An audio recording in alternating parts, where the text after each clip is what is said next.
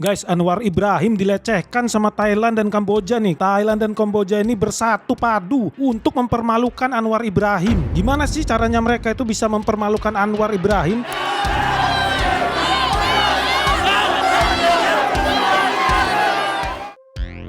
Jadi Thailand tuh baru-baru ini kembali berperang ya dengan Kamboja. Mereka udah tembak-tembakan misil rudal. Diperkirakan udah ada 15 orang tewas, baik dari tentara maupun warga sipil di Thailand maupun Kamboja. Jadi artileri, tank, jet tempur, bahkan sekarang ini udah pakai drone ya perangnya. Itu udah meluas sampai ke 5 provinsi di kedua negara. Lah, terus kalau yang perang Thailand sama Kamboja apa hubungannya? Kenapa si Anwar Ibrahim yang harus merasa tertampar? Ya dia harus merasa tertampar karena dia sebelumnya udah merasa ya dia berhasil mendamaikan Thailand dan Kamboja di pertengahan tahun. Dia dengan bangganya berkata, saya sudah bicara dengan kedua pemimpin negara tersebut. Saya minta kepada mereka berdua untuk segera gencatan senjata untuk mencegah konflik yang lebih lanjut dan menciptakan ruang untuk negosiasi damai dan penyelesaian secara diplomatis. Dan Malaysia sebagai bagian dari Asia Tenggara siap untuk membantu dan memfasilitasi proses negosiasi untuk perdamaian dan tanggung jawab bersama. Itu kata si Anwar ya dia bangga banget lah waktu itu. Dia merasa sebagai bagian dari ASEAN tuh ya dia yang paling top gitu ya. Dia bisa damain dua negara.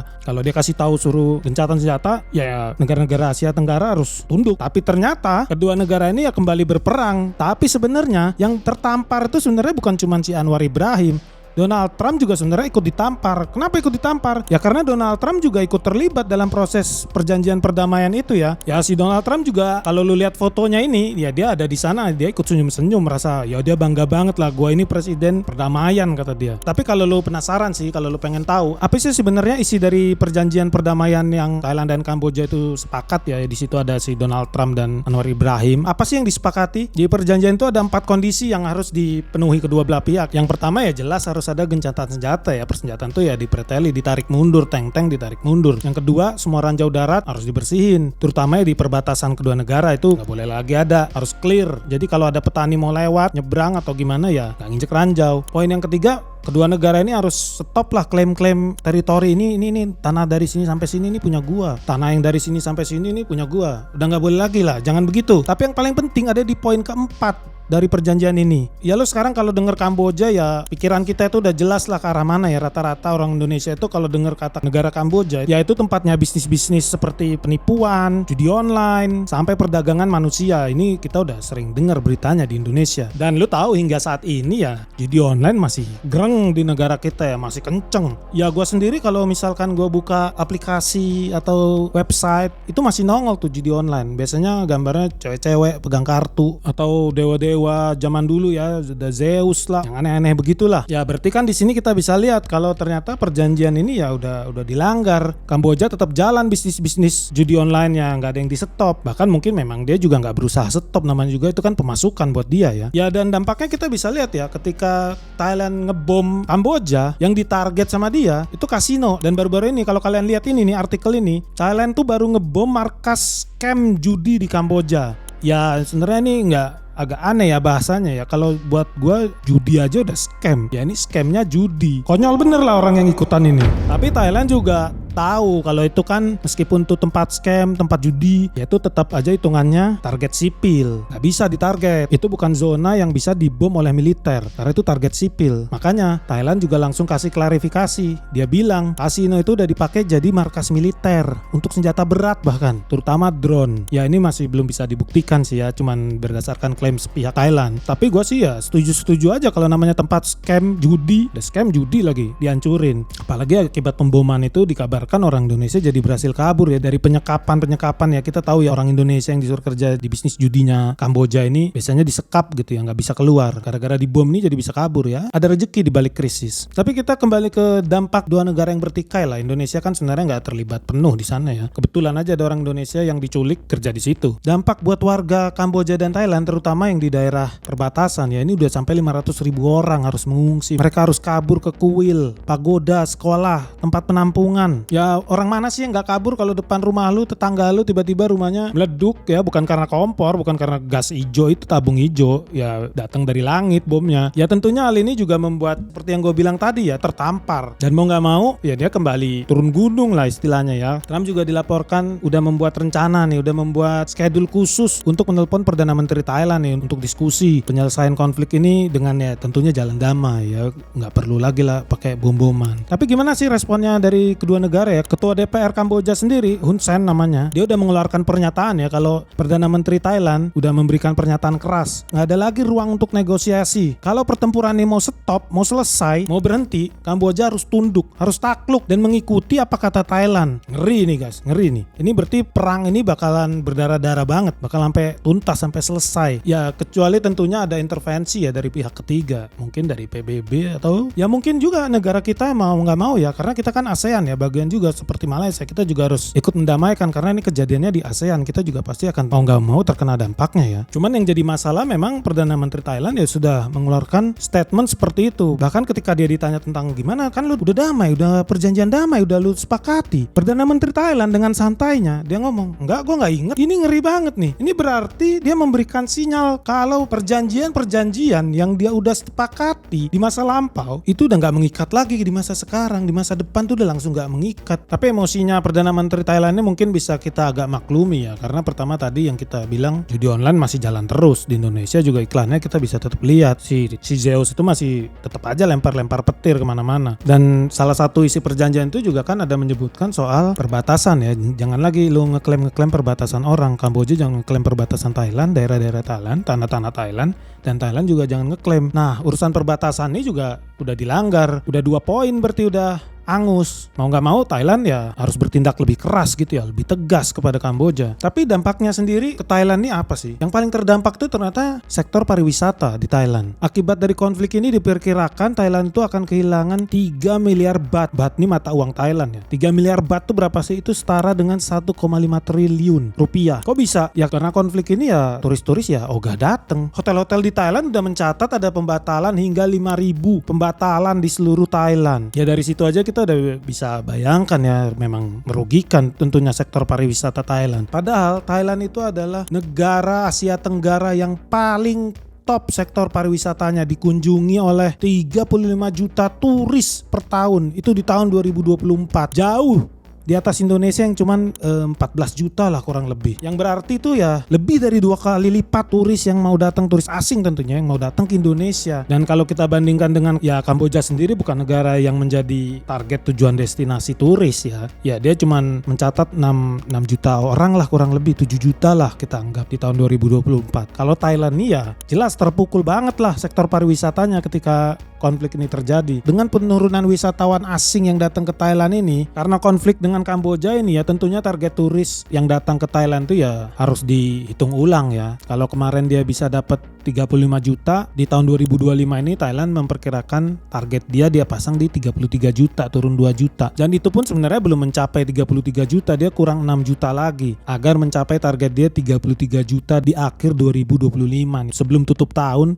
dia pengen punya ada 33 juta wisatawan asing datang ke Thailand. Dia cuma punya waktu ya kalau sekarang berarti ya kurang dari sebulan untuk dapat 6 juta orang. Ini artinya penurunan dari 35 juta ke 33 juta tentunya membuat pendapatan ya berkurang ya. Ya penurunan jumlah wisatawan asing ini ya tentunya membuat pendapatan dari sektor pariwisata juga menurun ya. Diperkirakan di tahun 2025 ini Thailand tuh pendapatan dari sektor pariwisata berkurang hingga 651 triliun atau 1,23 triliun baht. Wow, luar biasa ya. Ya kalau melihat dari target yang ingin dicapai 33 juta, harusnya sih Thailand berpikir 2 kali sebelum menyerang Kamboja. Mungkin tunggu sampai Januari 2026. Ya tapi perangnya dia udah mulai ya, mau bagaimana lagi. Meskipun perang udah terjadi, perang ya perang. Itu urusannya Kementerian Pertahanannya si Thailand lah. Kementerian Pariwisata ya harus putar otak sendiri buat capai target. Makanya dia sampai mengeluarkan tiket gratis untuk 200.000 wisatawan asing. Dengan harapan dari 200.000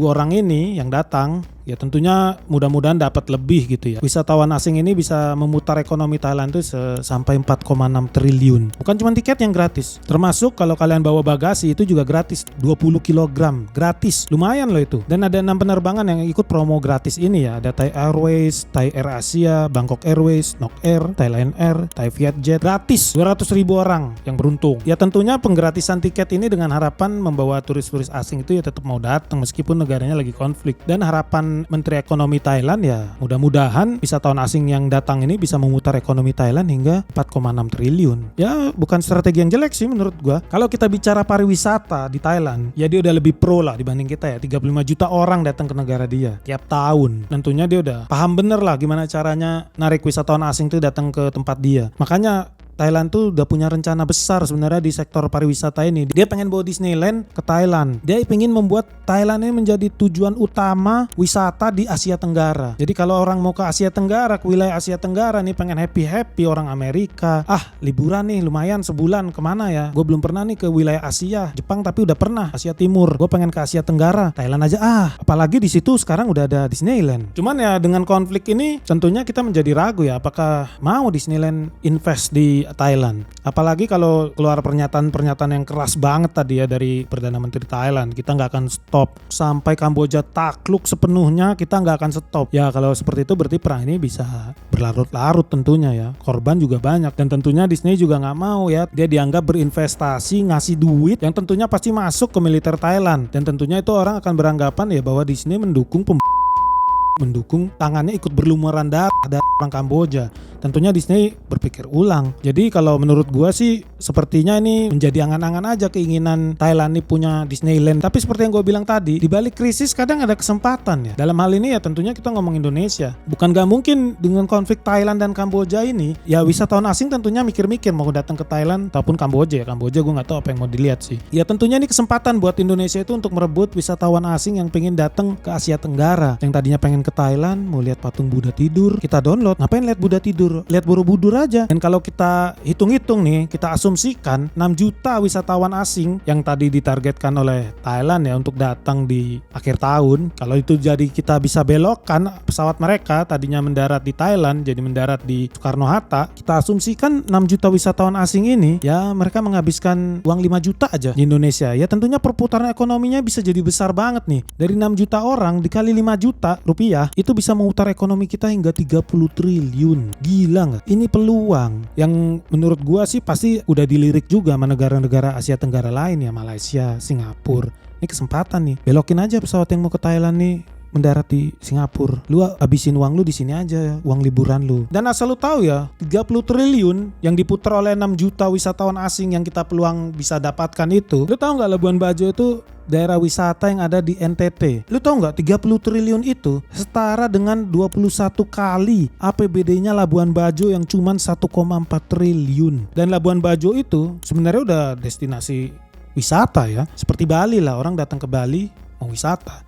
Labuan Bajo juga begitu. Tapi ya tentunya kita juga harus sadar diri. Masih banyak yang perlu kita perbaikin di sektor wisata ini. Ada pungli, parkir bayar berkali-kali, mau foto aja bisa ditarik duit. Bahkan kalau kita lihat berita ya, ada turis asing tuh batal wisata ke Bantimurung. Tahu nggak kenapa? Harga tiketnya 255.000. Gua belum pernah mau wisata kemana itu bayar tuh sampai ratusan ribu. Ini 255.000. Gue udah bisa bayangin sih, ini pasti ada pemisahan ya, ada diskriminasi. Wisatawan asing 255.000, wisatawan lokal 5.000. Ya sebenarnya sih harusnya lokal tuh bisa gratis. Yang penting kan orangnya datang putar ekonomi di sana, belanja souvenir.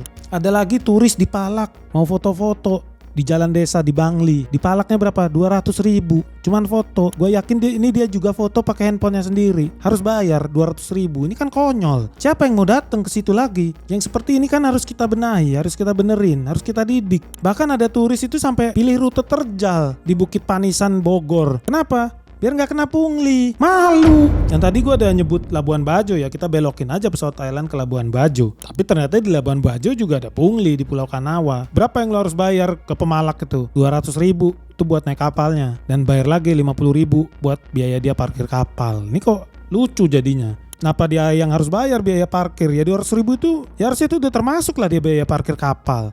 Jadi gimana menurut lo? Mampu nggak sih kita itu sebenarnya menyedot wisatawan asing nih, apalagi ada peluang seperti ini ya? Ya sebenarnya agak nggak enak gue bilang peluang karena ini kan di atas penderitaan orang. Tapi ya mau nggak mau ya begitulah keadaannya ya, perang terjadi, kita nggak bisa stop. Kita ya bisa mungkin mendamaikan. Tapi di dalam proses sampai ke perdamaian itu ada peluang-peluang yang bisa kita ambil. Dan menurut gue harus kita ambil karena negara lain juga pasti ambil. Malaysia juga pasti ambil. Ini kesempatan untuk menggeser Thailand yang berada di posisi 1 dari jumlah wisatawan asing yang datang, dilengserin, diganti posisinya. Malaysia juga pasti pengen berada di posisi 1, 35 juta orang datang, bawa duit. Singapura juga pasti pengen, Filipina juga pasti pengen. Dan Indonesia ya kalau kepengen, ya kita harus berbenah. Menteri pariwisata kita harus berbenah. Apakah warga kita siap nggak terima duit palakan 200 ribu, tambah 50 ribu buat bayar parkir? Selama kita masih belum siap ya kita juga sama seperti Thailand, hanya berangan-angan. Thailand angan-angan pengen punya Disneyland. Ya kita angan-angan datang wisatawan asing. So gimana menurut kalian? Coba kalian tulis pendapat kalian di kolom komentar. Apa aja sih sebenarnya hambatan-hambatan wisata di Indonesia? Mungkin pernah kalian alami sendiri ya. Mulai dipungli lah, mulai mau foto dihalang-halangin. Tulis pengalaman kalian di kolom komentar dan isi pendapat kalian gimana sih caranya biar kita itu bisa kebanjiran wisatawan asing yang tadinya mau ke Thailand. Segera like dan share video ini. Salam sehat, salam cuan. Bye-bye.